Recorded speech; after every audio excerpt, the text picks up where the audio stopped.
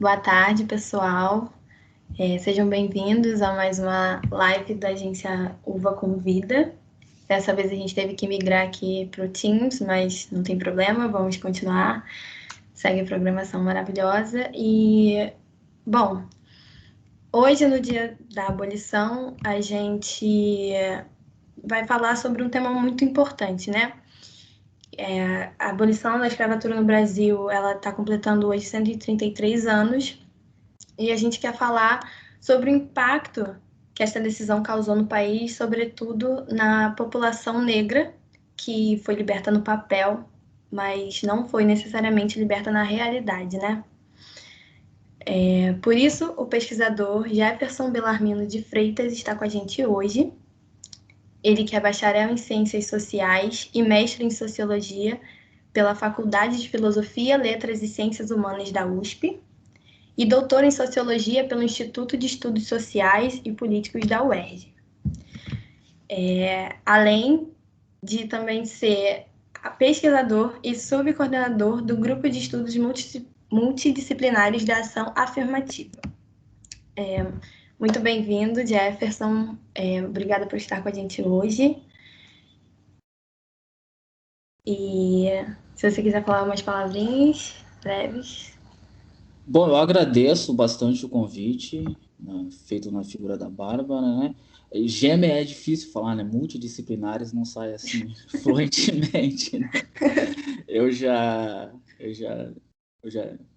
travei a minha língua também para falar algumas vezes, mas é isso, eu sou pesquisador do GEMA, assim, né? Originalmente a Bárbara entrou em contato conosco, a gente tem um time de pesquisadores e eu me falo com vocês assim com bastante prazer sobre um tema que é bastante geral, né? Acho que dá bastante pano para manga, mas acho que Bárbara e eu vamos aí seguindo no fluir da conversa.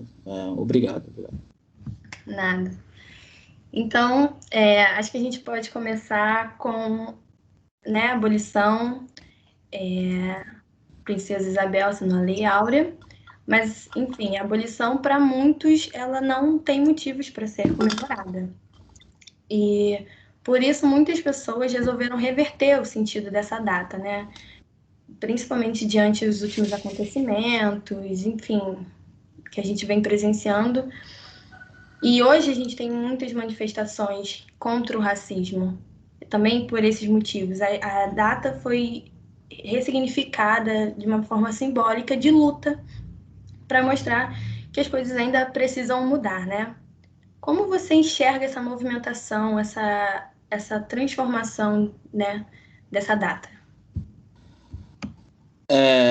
Bom, a pergunta é importante e ampla. Eu estava conversando aqui em off com a Bárbara que nós sociólogos temos esse vício de falar um pouco de história, um pouco de política. E espero não ser muito técnico, mas assim, qualquer questão a gente pode esclarecer na hora do debate e tranquilamente.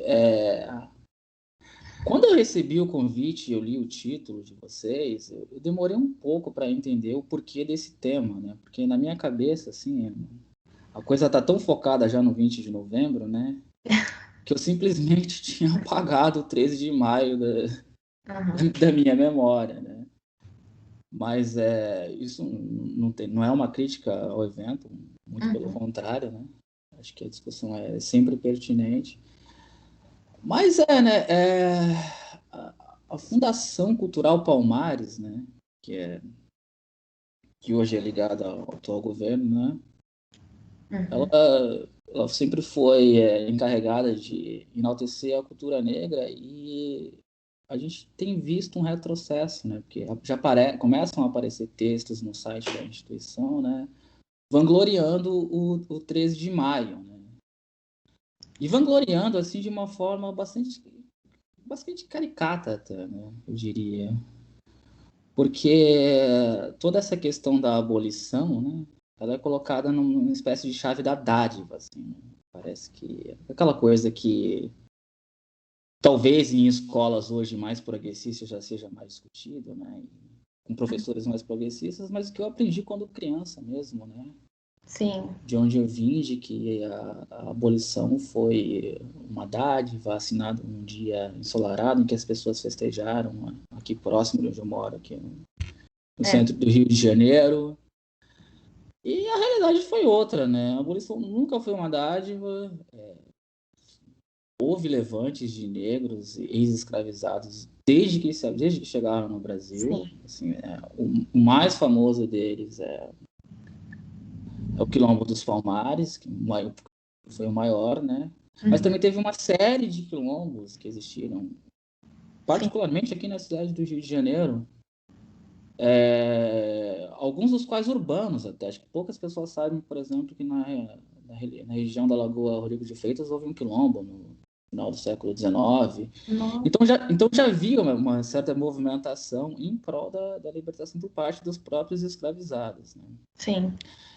E essa data, né, o 13 de maio em particular, esse dia que a gente vive, que eu tinha esquecido, né? O 13 de maio tem a ver com uma reivindicação que começou por militantes ativistas negros do Rio Grande do Sul em 1971, que começaram a colocar essa data do 20 de novembro em pauta em substituição ao 13 de maio e a tudo que ele significa, né? Tudo que a data significa e, e significa, sobretudo, assim, numa certa ênfase, numa suposta passividade da população negra escravizada que nunca existiu. Como Então, se, como Oi. se os negros não tivessem se movimentado para que essa libertação acontecesse, né? Pois se movimentaram e movimentaram bastante, assim. Alguns quilombos, desculpa, se perderam na história porque eles eram passageiros, né? Eles tinham que fugir das perseguições, primeiro da coroa e depois da incipiente república, né? Mas eles sempre existiram. E essa data, como eu disse, começou no começo da década de 70 e mais para o fim da década de 70, em 1978, ela foi incorporada pelo Movimento Negro Unificado, o MNU, Uhum. que passou a colocar a data como uma data de resistência, em vez de colocá-la na chave da passividade, né? E agora a gente vive esse retrocesso de as pessoas, né, que estão no poder quererem vender não só uma data, isso não é uma data por si só, né, mas uma narrativa da história do Brasil, né? Uma Sim. narrativa da história do Brasil que tem pouco a ver com a realidade dos fatos. É uma narrativa de dependência, né? De, e de perca de protagonismo de pessoas que lutaram por aquilo, né? Sim, totalmente. No final assim do século XIX, também já havia um projeto político muito nítido no Brasil, né? Que era um projeto de embranquecimento da população mesmo, né? Isso era um projeto que não tinha só a ver, que não aconteceu só no Brasil, aconteceu em vários outros países da América Latina também. Uhum. Mas algumas particularidades do Brasil são, primeiramente, assim, né? Havia certas discussões sobre incipiente industrialismo no mundo, né? Então, para começo de conversa, esse modelo, digamos, baseado no agrícola, né, que a gente tem até hoje, né? É. Agronegócio tá aí, não era tão mais interessante, né? E para além disso, acreditava-se, pelo menos até 1945, quando estourou a Segunda Guerra, assim, que as populações, para serem civilizadas, elas precisariam ser brancas, né?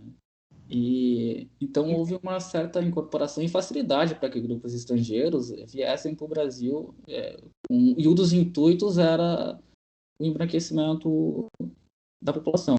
Uhum. E é, alguns estudos históricos indicam que muitos desses grupos de estrangeiros eles foram apreciados com, digamos assim, ações afirmativas, porque eles ganharam terras do Estado para cultivar, né? Enquanto a população negra era relegada. Sim. Acreditava-se assim que a população negra não era capaz de lidar com as coisas do incipiente industrialismo. Verdade. O processo pós-abolição é todo defasado, né, dessas questões, desse aparato para a população que estava sendo liberta, mas que estava lidando com um mundo que ela não estava preparada para lidar, né? Então você começa a gerar conflitos e problemas que a gente vê até hoje, né? Certamente. Bom, e levando isso em consideração, né, levando que não houve um aparato pós-abolição, alguns pesquisadores falam da necessidade de haver uma segunda abolição. A gente refletir sobre o que aconteceu, ou melhor, sobre o que não aconteceu no passado, e levando em consideração que o povo negro ainda segue sendo marginalizado e escravizado de outras formas, né? Como que você vê? Você concorda com esse conceito? Você acrescentaria mais questões a respeito dele, sobre essa segunda abolição? Eu acrescentaria algumas questões, apesar de, no geral, eu, digamos assim, concordar com o arcabouço, com a construção. Essa é uma briga grande na sociologia, né? Particularmente na sociologia das relações raciais. Assim, havia certos estudos, mais da década de 60, que ressaltavam essa, digamos assim, impossibilidade do ex-escravizado e do negro se incorporar no novo mundo. Né? O novo mundo era o mundo do industrialismo. Né? Só que, nessa chave, eles enfatizavam bastante essa ideia de certas, digamos assim, um certo conjunto de desigualdades que vinha do passado escravista. Uhum. Essa leitura da sociedade, eu estou falando isso porque dialoga bastante com essa ideia de persistência, desigualdade, persistência do regime escravista, né? Essa leitura da persistência, ela foi muito forte até a década de 60, mais ou menos, mas aí já na década de 70 apareceram novos estudos, particularmente aqui no Rio de Janeiro, Uhum. particularmente no instituto onde hoje eu faço doutorado, que indicavam que essa ideia de persistência, desigualdade, persistência da escravidão traziam algumas armadilhas. Então, a principal armadilha era o fato de ela não dar a entender, de não abrir vazão para que fossem entendidas que as desigualdades são construídas cotidianamente, entendeu? Uhum. Então, não é como se houvesse desigualdades no passado e que essas desigualdades fossem cristalizadas hoje no presente, entendeu? Assim, ao longo da história, detentores do poder incorporam uma série de dinâmicas, inclusive via Estado, para excluir a população negra. E é importante que essas desigualdades sejam compreendidas cotidianamente, entendeu? Só para não ficar uma coisa passado e futuro. Então, Sim. sei lá, hoje o Estado funciona de uma maneira muito particular para excluir a população negra de um modo geral. E essas nuances assim não podem passar despercebidas. Sim. Mas, assim, toda essa volta para dizer que sim, as desigualdades persistem, mas elas são reformuladas a cada dia em prejuízo da população negra. Sim. De fato, você tem um momento em que você não. Em que o Estado contribui para muitas questões, mas a própria sociedade reforça certos estereótipos, certos pensamentos que contribuem para que a estrutura permaneça dessa forma. E como o processo, né, ainda pegando um pouco daquela época, como que esse processo pós-abolição contribuiu para a marginalização do povo negro? Assim, que tipo de ferramentas o Estado usou para que esse povo hoje não enfrente as dificuldades que eles enfrentam hoje, na verdade, que eles sempre enfrentaram? Bom, as ferramentas são várias, né? Algumas das quais a gente mencionou, mas vale a pena, de fato, tratá-las mais detalhadamente, né? Uhum. A primeira camada, assim, é uma visão estigmatizada de acreditar que a população negra, ex-escravizada ou descendente de escravizados, tinha, digamos assim, um certo atraso cultural e até inato mesmo, né? De características físicas, né? De cunho físico, que não permitiria que eles fossem capazes de lidar com o novo mundo do industrialismo, sabe? Essa era uma questão hegemônica das elites brasileiras. Você tinha, na virada do século XIX para o XX, Havia várias e várias, digamos assim, que a ciência padrão era uma ciência que acreditava na incapacidade inata da população negra. Entendeu? Então, assim, havia estudos que mediam o crânio dos negros, o formato do nariz, para dizer que eles eram inferiores, para que que eles seriam incapazes por conta disso. Assim, umas coisas meio esdrúxulas, mas que faziam parte, de fato, do arcabouço científico da época. Para poder, né, dar respaldo para esse pensamento. Para poder dar respaldo para esse pensamento, né? E em cima disso, né, e por conta disso, né, uma decorrência disso, está em grande parte a incorporação de populações estrangeiras do Brasil, né, que, digamos assim, que vinham para civilizar uma nação que, na perspectiva preconceituosa e racista da época, seria incivilizável se fosse deixada na mão da população negra. Sim. Então, assim, isso foi bastante forte no Brasil até pelo menos a década de 1920, até o comecinho da década de 1930, assim. E certamente esse momento moldou muito a virada do sistema escravista para o mundo que se chama de mundo moderno, né? E isso traz ressonâncias até hoje, certamente, em vários estereótipos voltados à população negra que a gente vê cotidianamente. Na época pós-abolição teve a lei da vadiagem, por exemplo, que foi uma maneira, enfim, de prender negros por nada, né? Só pelo simples fato de eles estarem livres, né? E naquele momento não havia emprego, não havia muitas vezes lugar para morar. Então a forma de continuar mantendo aquela população que havia sido livre presa usando desses artifícios, né? Teve uma caça à religião afro também. Sem dúvida. Enfim, várias questões que também, como você falou, elas trazem a gente para questões de hoje em dia. Você ainda hoje vê algumas casas de santo da religião do candomblé sendo atacadas e destruídas, assim, cotidianamente isso acontece. Então não são, assim, a gente passa por manutenções, mas no fundo a questão é sempre do racismo, da intolerância com o diferente, né? Os movimentos negros começaram particularmente a incorporar essa questão das religiões afro em consonância com o racismo, né? Para a questão ficar bastante aberta, porque em grande parte tem a ver com isso mesmo. E interessante isso que você falou, que leva a gente a uma certa ideia de desigualdade estrutural, assim. Então é aquela coisa, né? Você tem um sistema econômico, político e judiciário que funciona por meio da desigualdade. Então você cria um quadro de desigualdade que gera a marginalização das pessoas negras em particular, pobres também, mas negras em particular. Em outras esferas das questões indígenas também, que sempre foi uma população muito atacada no Brasil. E você cria esses mecanismos e, ao mesmo tempo, você culpa quem é vítima, né? Sim. Quem mais sofre com as perseguições, né? É mais fácil, né?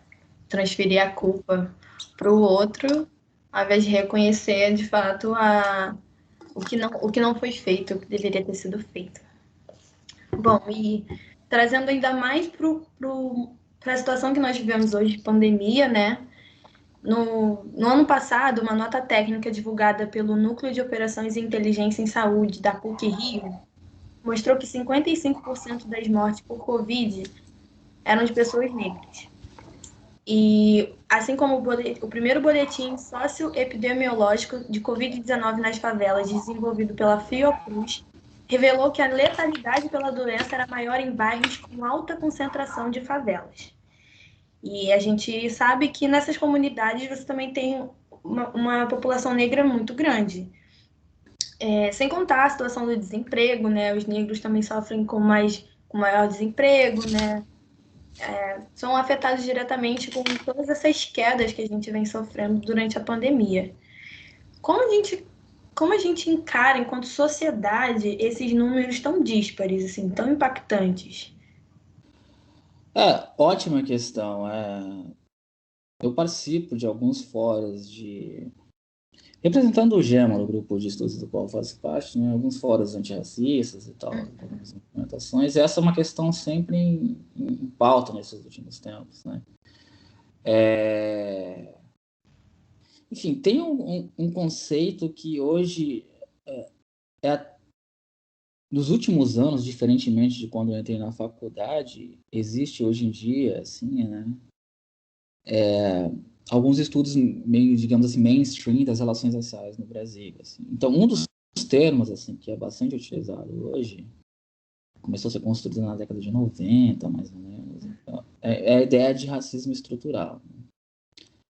E a ideia de racismo estrutural, eu já dei uma pincelada nela sem nomeá-la, assim, de modo mais pormenor, assim, mais detalhado. Ela indica, assim, ela tem como base uma construção teórica e também concreta, né, de observação das instituições, em que determinadas camadas da sociedade, determinadas pessoas na nossa sociedade, né, elas têm acesso aos recursos da universidade, da sociedade de modo dísparo. Recursos, quando eu falo, são, são, são, digamos assim, produtos ou bens, meios que servem para o bem-estar da população, que, no entanto, no modo de vida, no modo de mundo, nesse tipo de mundo que a gente vive hoje, quase sempre são transformados em produtos, né? Então, assim, quando a gente fala de desigualdade estrutural, pensando na população negra, por exemplo, a gente quer dizer que essa população tem uma dificuldade de acessar certos recursos da sociedade que deveriam ser acessados por lei, numa sociedade que se quer mais justa. Então, a gente já mencionou bem de passagem o sistema judiciário, que é totalmente enviesado, né? Aquilo que você falou, Bárbara, um tempinho atrás, é bem isso mesmo. Você cria um arcabouço de desigualdade e as pessoas são capturadas pela desigualdade, e ao mesmo tempo a culpa é desse indivíduo maléfico que está ali no mundo, causando mal para todo mundo, e, sabe? E, então, um desses bens é a própria saúde. Né? A própria saúde e grande parte da população negra, né? Eu utilizo, pensando nos termos assim do IBGE, que são os oficiais, né? Considerando a população preta e parda, né? Ela vive em condição de desigualdade, o acesso à educação é parco, depende do SUS, e o SUS deve ser valorizado, sobretudo no momento que a gente vive, né? Sim. E as pessoas com os dois pés fincados nessas desigualdades, obviamente, sofrerão mais no contexto de pandemia, que é o que vem acontecendo, né? Que é o que vem acontecendo com altos índices de morte da população negra. Isso, assim, pensando na questão da saúde, mas aí tem várias outras questões que os estudos sobre relações raciais vêm desnudando ultimamente, né? Que é a questão do encarceramento da população negra, enfim, agora, tempinho atrás, a gente teve esse incidente no Jacarezinho, né? Que são, assim, coisas, assim, que infelizmente a gente percebe cotidianamente e são colocadas na chave de uma suposta defesa de certos pressupostos do Estado, e na realidade são pressupostos que são atacados pelo Estado, né? Que é o bem-estar da população. Sim. Então os números são estarrecedores e, assim, espero assim mesmo que a gente vive um momento difícil, né? Que essas questões sejam revertidas para o aprimoramento do aparato público e não para a destruição dele, né? Que é o que vem acontecendo. As pessoas vêm questionando as instituições, agora a gente vê faculdades, enfim, o SUS, o próprio SUS sendo hostilizado a todo momento. E são lugares em que, sobretudo, essa população encontra ajuda, assim, apoio, né? Nas universidades públicas, também no próprio SUS. E aí são exatamente esses lugares que nos pertencem, que a todo momento tentam tirar de nós. É complicado. Exatamente. Deixa a gente tenso, né? Essa questão do jacarezinho, por exemplo, foi um absurdo. Não tem não tem o que dizer com outras palavras. E a gente se questiona, né? No ano passado, por exemplo, a gente teve as manifestações, né, nos Estados Unidos, George Floyd, Breonna Taylor. Aqui no Brasil a gente também teve, porque a cada 23 minutos um jovem negro morre no Brasil. Então, a gente teve a questão de João Pedro, que foi uma questão que, enfim, pegou todo mundo assim. A gente sabe que acontece, a gente sabe que existe, mas de fato a gente é sempre pego de um pouco de surpresa com essas questões, né? E aí a gente, a gente não. A gente não pode ficar sem lutar, a gente não pode ficar sem fazer nada, né?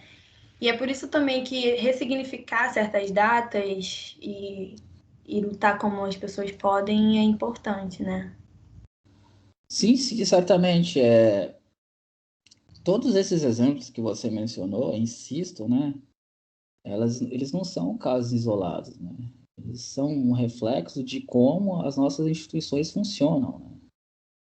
E elas funcionam muito em prejuízo da população negra, né? Bastante em prejuízo da população negra. E os números indicam isso, né? Acho que,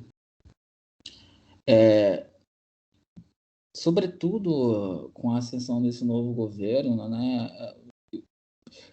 Pesquisas vêm sendo bastante atacadas como se fossem de menor importância, né? Mas acho que, assim, grande parte da importância das pesquisas sobre essas questões sociais reside justamente em revelar esses números, entendeu?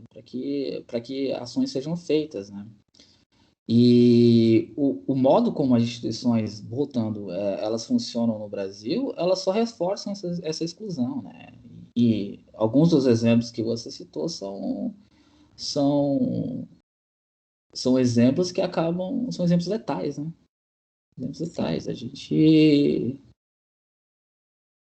quando esses casos que causam um grande clamor na sociedade, né? Como o assassinato do Beto Freitas, por exemplo, no Carrefour, né?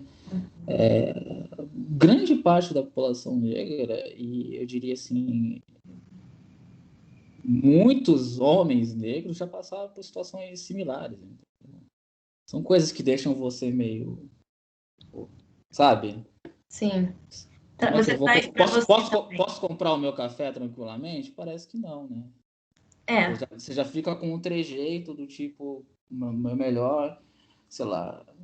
Eu tava pensando assim ultimamente. Você sai, desce no mercado, aí e pedem para você. É importante que você leve uma sacola. Enfim, o plástico acaba com a população marinha, acaba com a vida, acaba com tudo, concordo. Mas aí você negro, você fica meio com medo de entrar no mercado e entrar no outro com uma sacola sem ser do mercado. E você pensa, pô, será que vão me acusar de. Será que é. vão me acusar de roubo? Sabe? Será que vão É falar? melhor não entrar com a nota fiscal na mão, entendeu? É. São, Sabe? Então, são coisas que, enfim, acontecem todo dia e ou acontece sempre e a pessoa não percebe, ou acontece sempre e isso assombra a pessoa, né? São coisas que você. São pequenas coisas, mas que a gente sabe muito bem o que elas significam, né? a gente chama isso de uma certa, digamos assim, uma certa microfísica do poder em sociologia, mas todas as questões são ligadas a essas questões maiores de igualdade estrutural também, entendeu? O, o, o, o segurança que barra uma pessoa negra no estabelecimento, o policial que espanca um homem negro, ou assedia uma mulher negra, sabe? Esse tipo de coisa não são casos isolados, e são casos que em várias situações eles são reforçados pelo próprio funcionamento do sistema que é desigual, entendeu? Então esses estereótipos que a gente está mencionando aqui, tratando aqui, parece que são coisinhas isoladas no cotidiano, eles já são reforçados desde o do próprio funcionamento das instituições, né? Eu acho que isso, Bárbara, é um grande ganho de ativistas, digamos assim, da década de 70 para cá, né? De mostrar que esse tipo de situação de exclusão tem a ver com o próprio funcionamento das instituições, né? Que não são casos isolados. Né? Não é o maléfico policial que faz isso sem um aval, sabe? Quando acontece esse tipo de problema. Ou o maléfico segurança do mercado X e Y, sabe? São coisas que estão bastante arraigadas mesmo. Sim. E agora, fazendo um paralelo com aquele processo de abolição e com os dias atuais. Como a gente consegue fazer esse paralelo? Que tipo de questões você consegue, daquela época, trazer para os dias de hoje, né? Que são pontos em comum que você conseguiria trazer? Bom, assim, a gente vive momentos difíceis, eu não quero ser muito... deixar todo mundo depressivo, assim, né? Algumas coisas mudaram, assim, em grande parte, a operação de ativistas, muita gente tá, sabe, tá discutindo, muita gente preta está construindo conhecimento em diálogo com brancos e antirracistas, em diálogo com feministas. Então, assim, algumas coisas mudaram, assim. Assim, a população negra no Brasil ainda é bastante estereotipada, né? Sim. E marginalizada. E pensando na transição, né? Sempre lembrando que, assim, né? Como eu disse no começo aqui desse nosso bate-papo, né? Essas desigualdades vão sendo reconstruídas. Elas também não são as mesmas que eram há 100 anos, né? Sim. Embora elas funcionem em favor dos mesmos grupos de privilegiados de 100 anos atrás, né? Você vê a polícia usando fotos para prender pessoas. Pois é, sabe? O próprio... uma coisa discutida recentemente do algoritmo do Twitter, por exemplo, de não focar em fotos de pessoas negras, assim, na hora de destacar, né? São questões que a gente traz para os dias de hoje, mas que vem de uma corrente muito mais antiga, né? Vem já daquela época. Sem dúvida. E assim, a grande questão, assim, eu acho que é uma questão central, tem várias questões, né? Mas assim, Podemos falar de todas. Assim, uma discussão central digamos assim, a exclusão da população negra de certos recursos econômicos que são produzidos no Brasil, né? Então, você ser relegado a participar decentemente do mercado de trabalho, entendeu? Tudo isso causa uma série de estereotipação que tem fins muito práticos na vida da população negra. Né? Receber menos, viver menos, porque corre mais risco de ser atacado, enfim, injustamente, eventualmente pela polícia. E ligado a isso, né, todo o estresse que a população vive, né? Não pode ser comum uma pessoa entrar na sua casa e dar um chute sem mandato, sabe? Isso não, sabe? Isso, essas coisas acontecem cotidianamente, entendeu? E parece Mas que assim, sobre isso, né? mas assim, muitos intelectuais, e acho que é importante de ter, ao contrário do que se diz atualmente, né? É importante uma certa intelectualidade de pesquisadores e negros, mas também brancos antirracistas, de tratarem essas questões seriamente, né? A ação da militância, assim, de um certo ativismo que já vem de longa data no Brasil, longuíssima data, entendeu?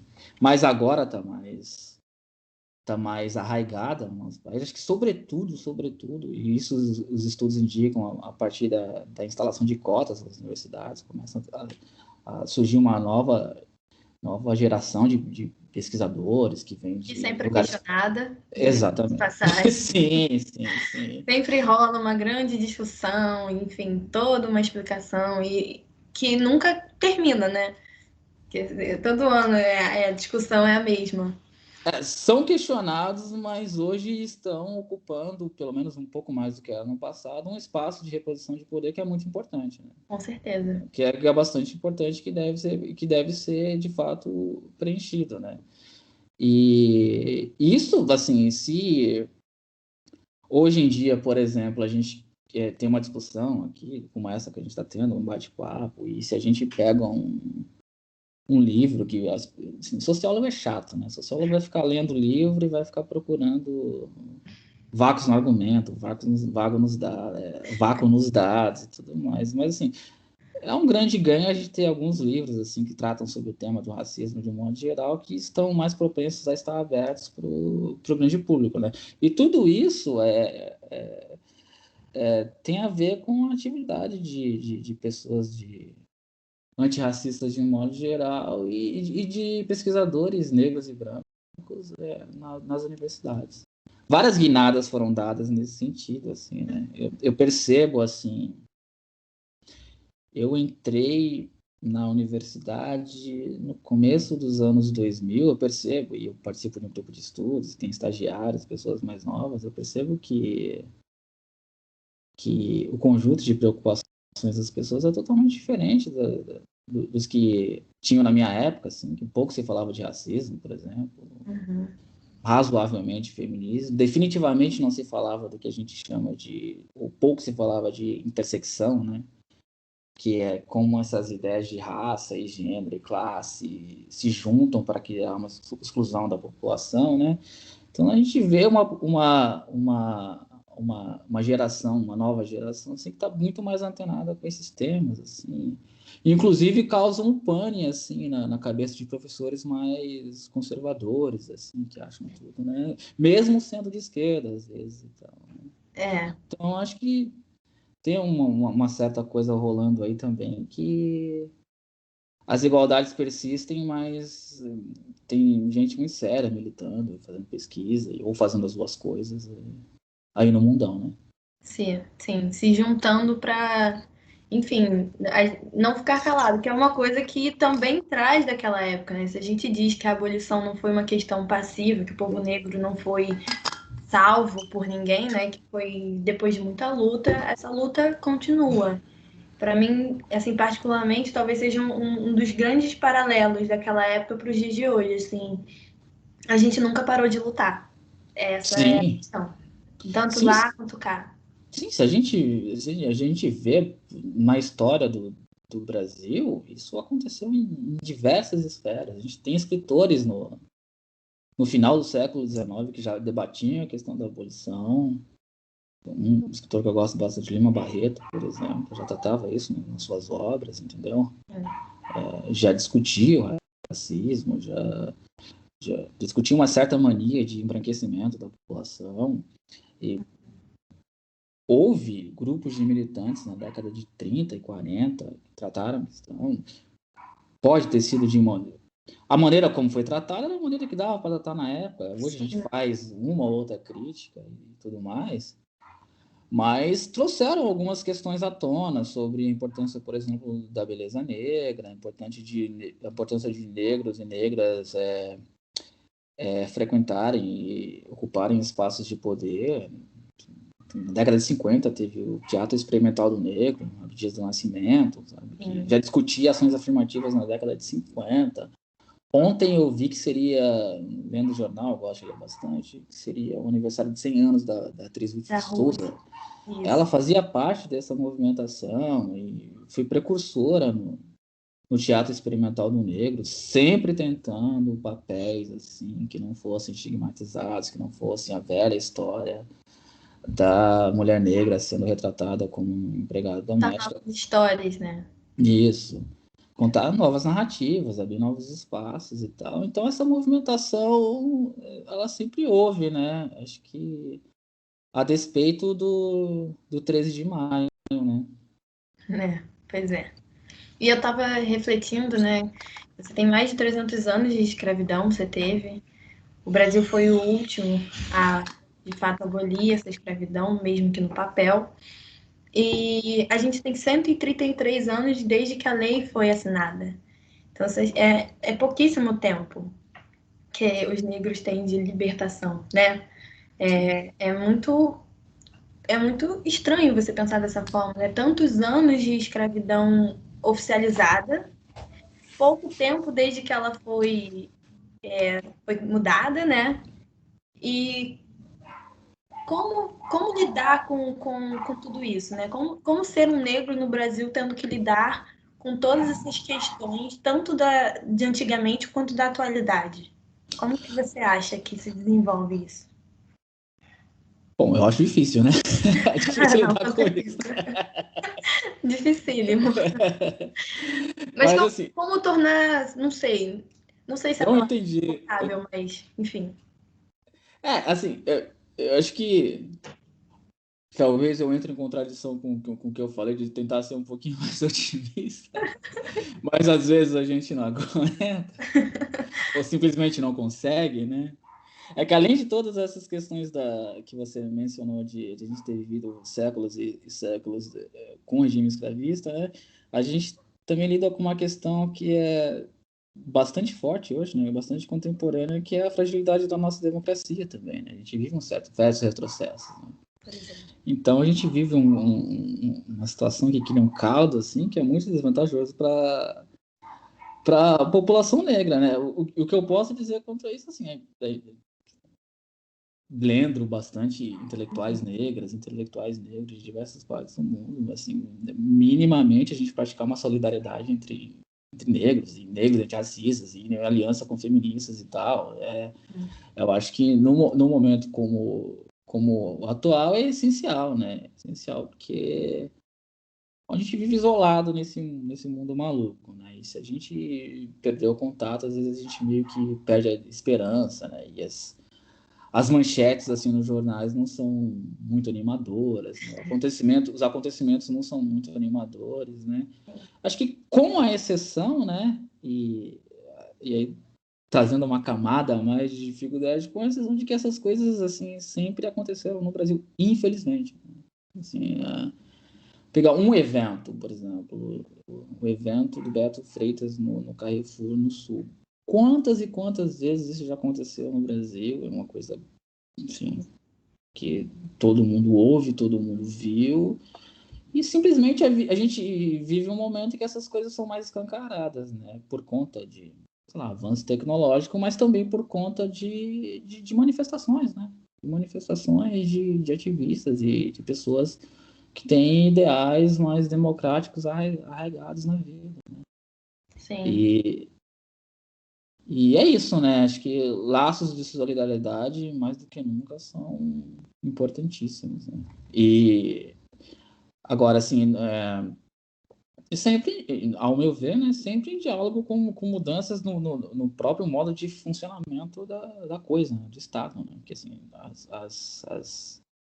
hoje vivemos no momento inverso, né? As reivindicações precisam atingir o modo como funciona todo o nosso sistemão para que mudanças assim sejam efetivadas no cotidiano das pessoas, né? Não adianta, assim, o Estado faz muito mal em vários sentidos, mas ele é necessário para a redistribuição de bem-estar, né? Sim, pois é. Eu também já escutei muito pessoas dizendo que a luta, né, seria um refúgio para lidar com todas essas situações. Para algumas pessoas acho que funcionam mais do que para outras, né? Porque, enfim, é uma luta constante e a gente é ser humano, a gente cansa também, né? Mas que a luta também virou um lugar de refúgio para muita gente para poder lidar com essa realidade que é bem difícil. Ah, sim, tem, assim, do mesmo tempo que a desigualdade tá solta aí, tem muita gente agindo, e não é de hoje também, né? Não é, né? A gente já mencionou alguns exemplos da época do Brasil escravista, mas associações de bairro, mães, né, reivindicando creches, assim, tem uma movimentação rolando, que não é de hoje, da década de 80 a gente já viu esse tipo de discussão acontecendo, Uhum. que visam, de fato, gerar enfim, né, atenuar as desigualdades que são direcionadas à população negra, né? E, E em cima disso, como eu já mencionei, uma nova geração de pessoas, intelectuais ou não, intelectuais ativistas, intelectuais e ativistas, enfim, que Uhum. estão antenadas com essa questão e que também não tratam a universidade como, no caso da universidade, no local onde eu estou inserida, né, como um reino separado do mundo, né, que a gente fica lá construindo as coisas e sem reverter isso em benesses para a sociedade. Entendi. A gente vai abrir um pouco aqui para as perguntas, né, que o pessoal está mandando. Eu vou Certo. começar com a pergunta da Nathalie. Aham. Ela fala o seguinte: professor, levando em conta que essas atitudes totalmente errôneas são um projeto principalmente no atual governo, como que nós, como sociedade, poderíamos recorrer nessa pandemia a favor dos nossos direitos, de modo a exigir e existir uma posição assertiva? Também, quais são as suas expectativas futuras? O, se o racismo estrutural pode ter fim no Brasil.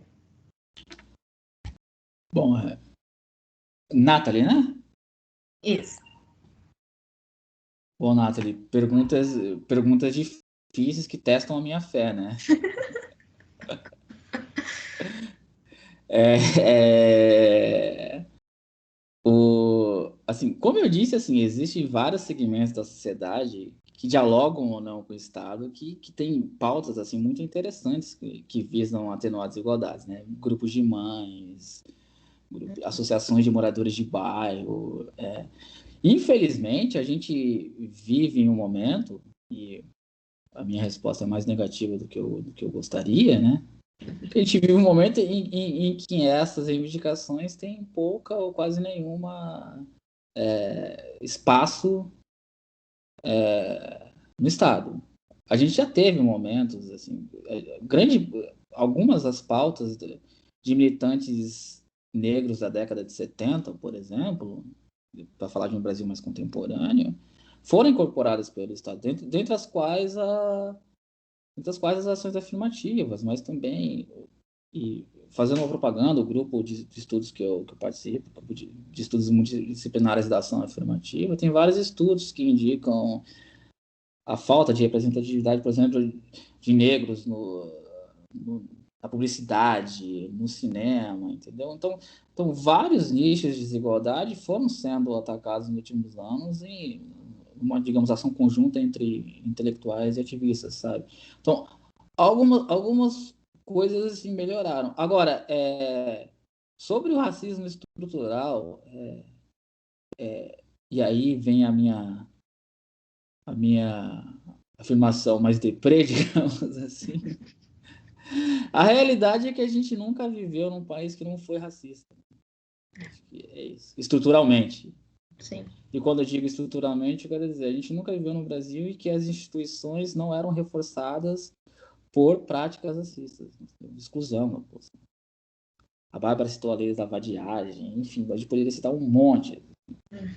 E eu acho que a militância sempre houve também, mas eu acho que, apesar de tudo, existe uma certa movimentação de ativistas, de pessoas civis de um modo geral, que também, ao mesmo passo que, digamos assim, o conservadorismo vem subindo, as reivindicações tentam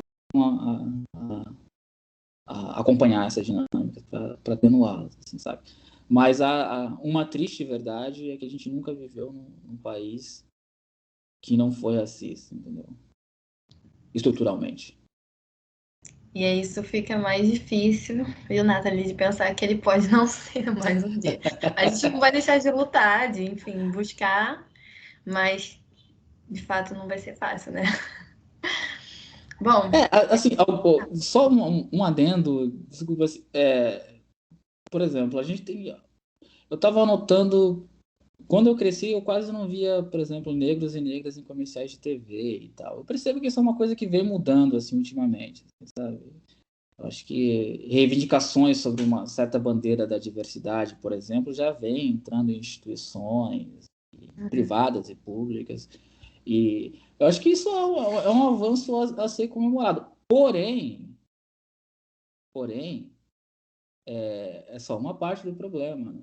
A gente veio aqui falando nesse nosso bate-papo, a gente vem falando, né, de que o modo como as instituições funcionam, elas reforçam o racismo, né? E isso tem consequências nefastas. A mais nefasta dela é a própria morte, né? A sociologia a gente chama de necropolítica, uma certa política que incide sobre os corpos das pessoas de um modo letal. Sim. Tanto a segurar um guarda-chuva, por exemplo, tá chovendo. Você não pode segurar um guarda-chuva que seja muito grande e de determinado jeito, que você vira um suspeito que imediatamente precisa ser, como eles usam a palavra, neutralizado, né? Então, são essas questões que a gente tem que enfrentar. Uhum. Bom, você falou da questão do Estado, né? A pergunta do Matheus. Aí você também falou de comunicação, né? De representatividade das pessoas em comerciais, por exemplo, que você não viu isso quando era pequeno. Como a comunicação pode ser importante no combate ao racismo? É a pergunta do Matheus. Bom, é extremamente importante, né? Primeira, nos cursos iniciais da minha graduação em Ciências Sociais, né? A primeira coisa que a gente aprendia no curso de Ciência Política era que certas instituições no país precisam ser independentes. Uma democracia precisa ser independente, dentre as quais a imprensa. E então assim, é importante uma imprensa que seja independente. Quando a gente fala independente, é que ela tenha duas esferas, que ela não seja subjugada ao Estado, né? Que ela que ela possa ser crítica ao Estado. E também, na mesma medida, que ela também não seja subjugada simplesmente a interesses econômicos de instituições privadas. Então,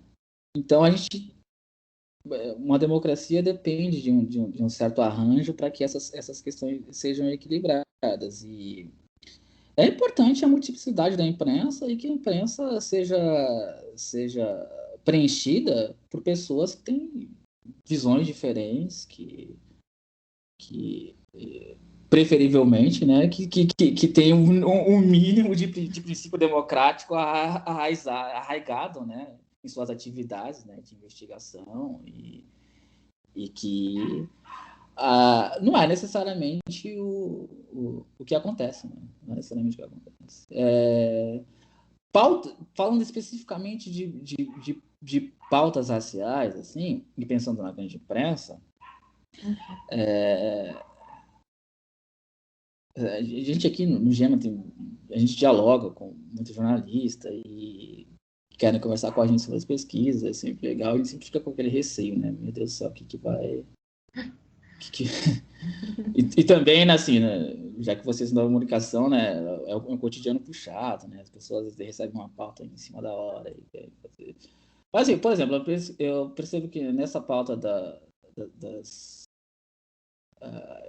nessa grande pauta das questões raciais, o tema da diversidade, de um modo geral, assim, já está bastante, digamos assim, evoluído em várias esferas. E acho que hoje em dia é meio feio, por exemplo, para uma companhia não ter mulheres negras para produtos de beleza, homens negros e afins. Só que, como eu já disse anteriormente, essa é uma esfera, né? A questão fica mais importante ou mais difícil quando a gente começa a debater pontos mais estruturais das desigualdades. Assim, né? Por exemplo, e as condições de moradia da população negra e pobre. Isso é um ponto central, sabe? Sim. Esse tipo de problema que requer assim, discussões que vão mais no cerne da coisa, assim, entendeu? Elas já começam a ser rotuladas como essas coisas que a gente ouve hoje em dia, né? Mimimi, não sei o que lá. Mas, por exemplo, né, a qualidade de moradia da população é uma questão super importante, entendeu? Se morar longe de grandes centros urbanos, você tem uma experiência com a cidade, isso diversos estudos mostram, que é muito mais unificada, entendeu?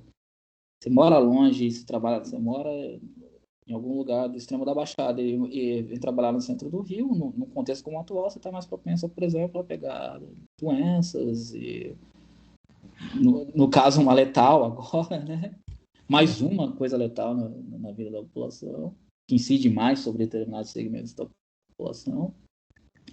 Então, essas questões, por exemplo, questões ligadas a terras, a gente no GEMA agora está fazendo uma pesquisa sobre quilombolas e tal. Essa questão da terra é super complicada, já que a gente está falando de escravismo, né? Uhum. E da persistência do escravismo, super complicada. E a questão agrária no país é novamente letal, nefasta. Então, essas questões assim que envolvem mais, digamos assim, de fato, uma inversão assim, no modo como a sociedade funciona, elas são sempre mais reticentes de serem aceitas nos grandes veículos midiáticos.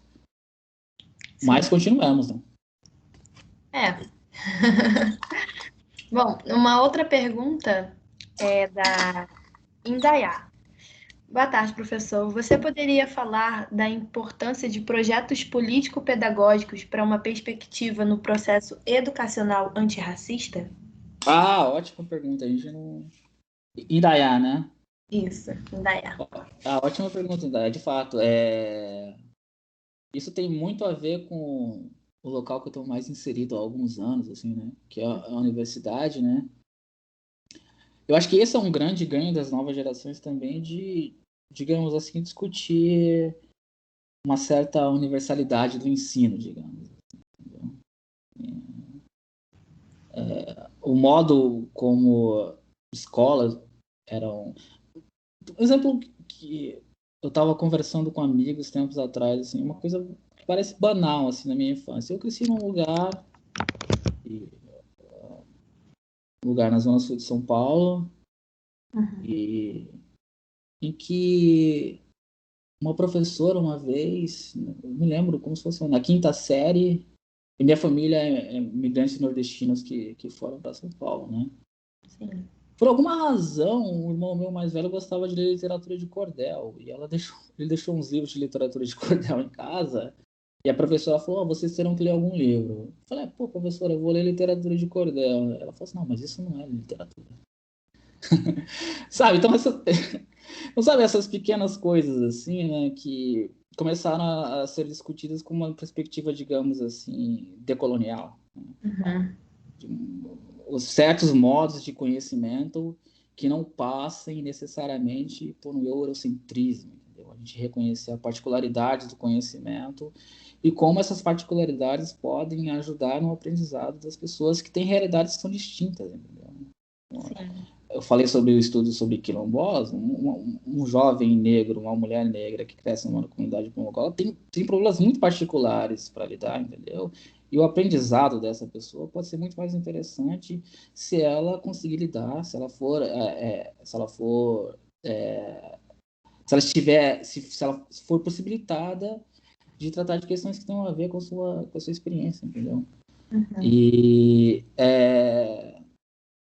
isso é uma coisa que vem sendo discutida, pelo menos na universidade, bem recentemente, assim, sabe? Bem recentemente mesmo. O modo como o conhecimento era produzido ainda era bastante... ainda é, mas já foi mais branco e eurocêntrico. Assim. Uhum. Tem até uma lei, né, do ensino da cultura afro, né, no Brasil. Nem sempre ela é respeitada, posta em prática, né? Mas é uma tentativa de integrar esses conhecimentos dessa cultura desse povo dentro das escolas e posteriormente nas universidades, né? Pois é, mais uma reivindicação que foi trazida à tona por grupos de militantes no passado, assim. Né? Então, aos poucos, assim, vão se abrindo algumas fissurinhas no estado, assim, né? Eu diria que a questão hoje, pelo menos, é mais abertamente discutida no âmbito da universidade propriamente dita, que é o que eu mais acompanho, assim, sabe?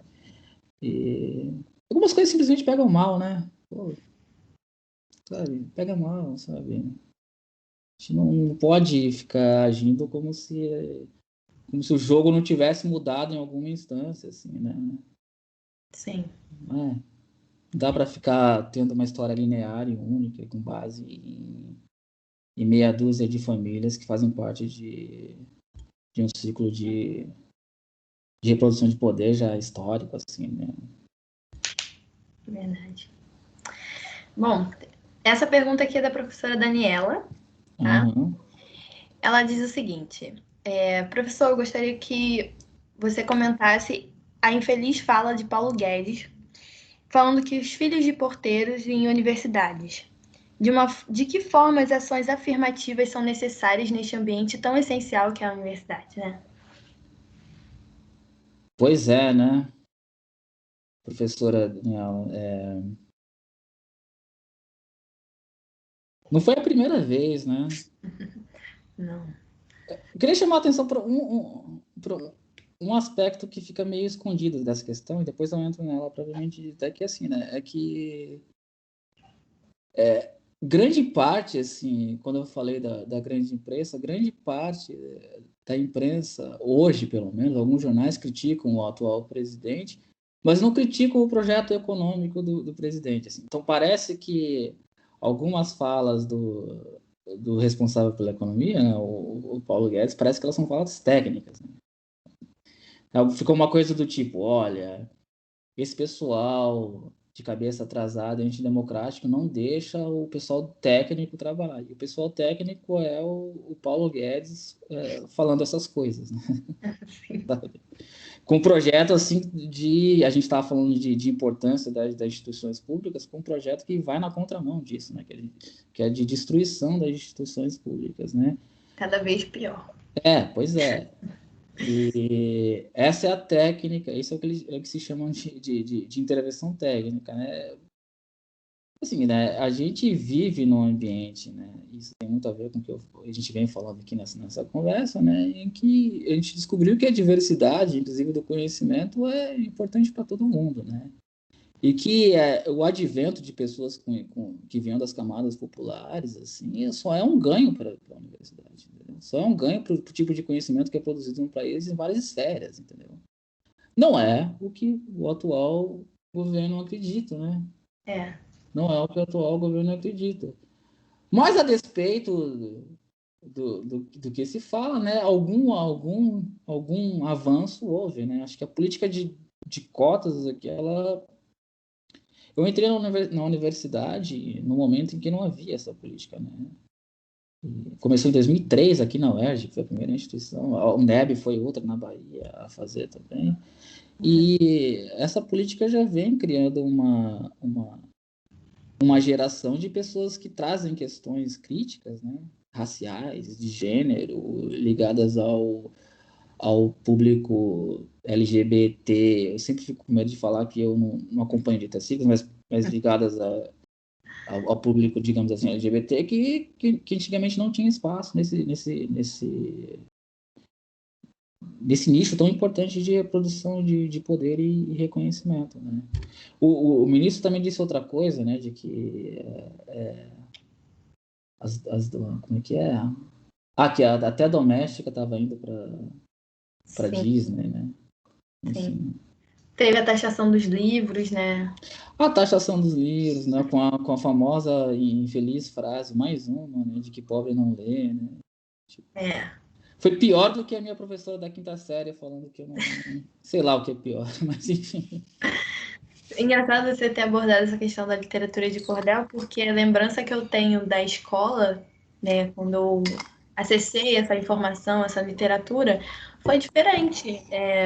Foi nunca depreciativa, sempre foi foi uma abordagem muito positiva, né? Isso também a gente pode marcar assim uma mudança, né, nessas narrativas com o tempo. Sim, certamente. Em que ano você frequentou? 2010, por aí, eu acho. Certifico a você de que na década de 90 não era assim. Infelizmente. Pois é. Mas, de fato, tem uma nova geração, como a gente vem batendo aqui na tecla, de que traz novas questões, novas perspectivas de interpretação do mundo, de criação simbólica e concreta, de reformulação simbólica e concreta da realidade. Sim. A última pergunta que nós temos aqui é do Rafael Viana, e ele fala o seguinte: professor, você acredita que a guerra antidrogas no Brasil seja um projeto sistemático da necropolítica, como um enxuga-gelo que acaba sendo mais fácil, pois a eliminação do povo preto é consequência? Rafael, teria pouco a acrescentar a sua pergunta, né? Pouquíssimo a acrescentar a sua pergunta, né? Então, né? Parece clichê falar, mas é bom a gente reafirmar sempre que puder, né? É que o Estado chega em espaços da população oprimida, da população pobre, para corrigir, né? Para atacar e não para gerar direitos, né? E o problema da distribuição de drogas enfim, né? Há pessoas bastante qualificadas que tratam do tema.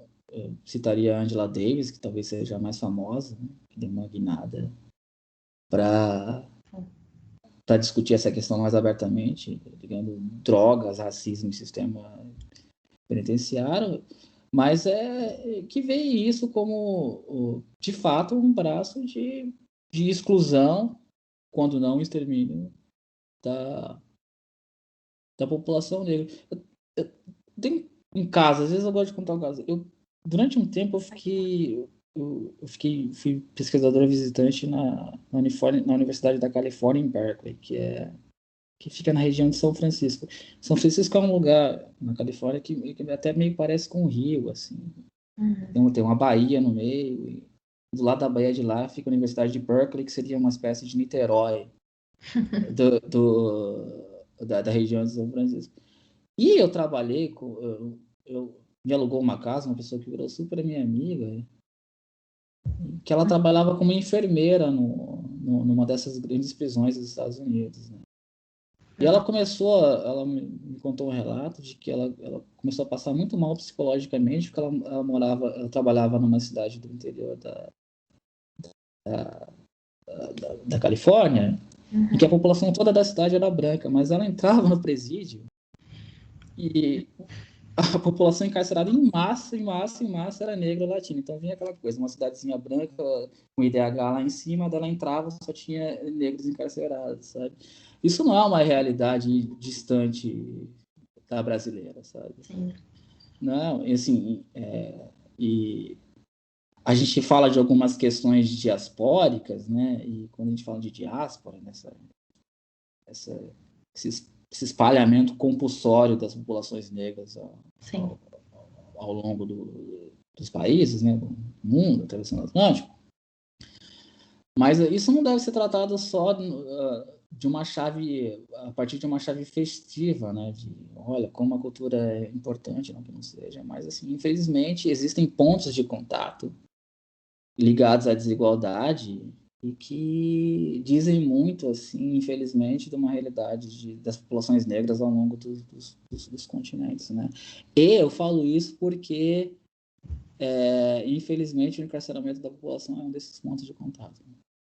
Sim, é um ponto em comum, né? Entre guardadas todas as realidades, o sistema estadunidense é privado, então também é interessante encarcerar, porque além de tudo, além de encarcerar, gera dinheiro, então tem todo um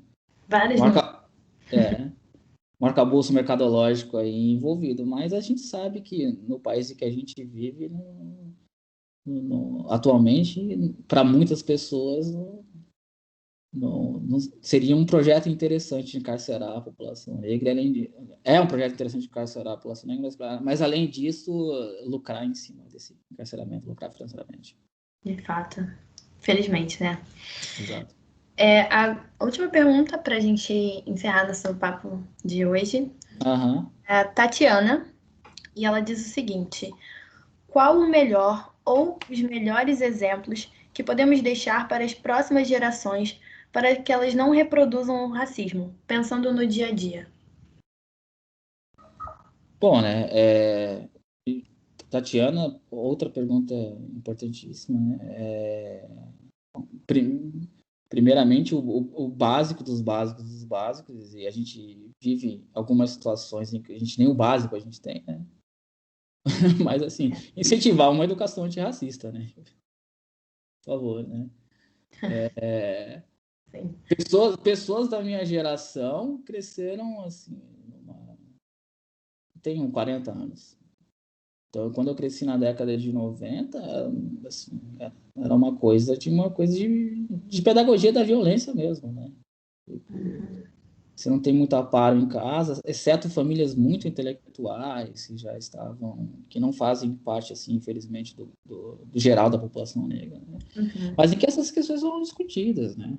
As questões são discutidas. Então, o rapaz de pele negra mais clara zoava o de pele negra mais escura e sobrava para as mulheres negras e tal, e era uma coisa assim de que as pessoas faziam parte do cotidiano. Isso eu me lembro de professores falando coisas racistas em sala de aula para criança, sabe?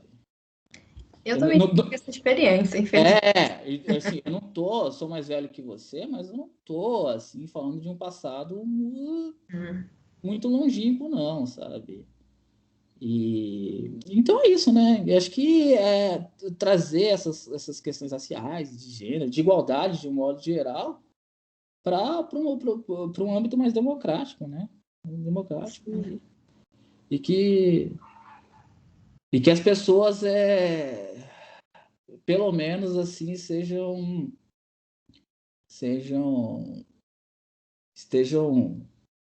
isentas, né? Alheias a esse tipo de estresse que é maléfico, né? É maléfico para todo mundo. Para todo mundo, de fato. Bom, eu acho que é só.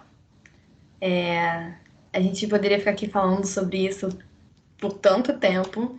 E o debate, fomentar o debate, conversar sobre, apesar de tantas questões tristes que a gente traz aqui, é importante, né? Mas nós da Agência Luva agradecemos muito a presença de todos aqui hoje, principalmente a sua, Jefferson, né? Obrigada por trazer conhecimento, debater com a gente. E a gente, e assim, como profissionais de comunicação, mas principalmente como cidadãos, a gente precisa refletir sobre o passado e como a gente pretende construir o futuro, né? Com mais equidade racial, de gênero e sem preconceitos, que é o principal, né? É um caminho longo, mas a gente vai continuar lutando. A gente agradece também a coordenadora do curso de jornalismo da UVA, a Ana Rosado, e agradecemos ao professor Litt e toda a equipe da agência UVA. E a gente se vê no próximo encontro.